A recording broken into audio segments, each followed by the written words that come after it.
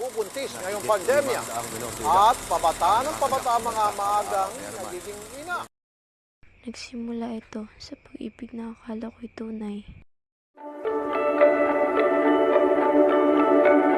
Paikot-ikot lang mula nung mailang gawa ng iyong tingin at ngiti.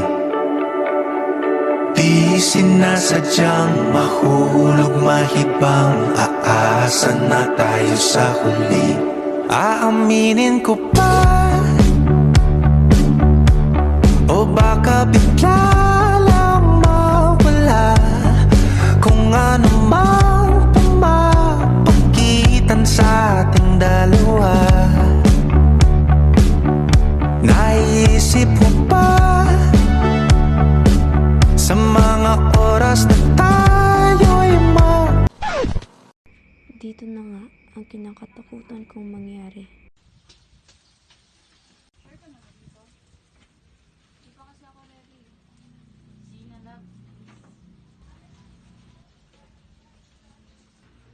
Pagkatapos na may nangyari sa aming dalawa, tila ba may nararamdaman akong kakaiba. Ako'y nagtataka dahil ilang araw na akong walang dalaw. Sinubukan ko mag-PT at positive ito.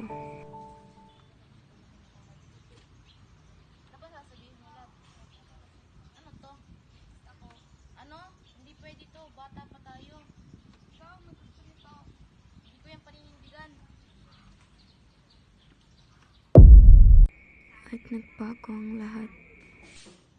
Ma, buntis ako. Huwag ka nga magbiro dyan.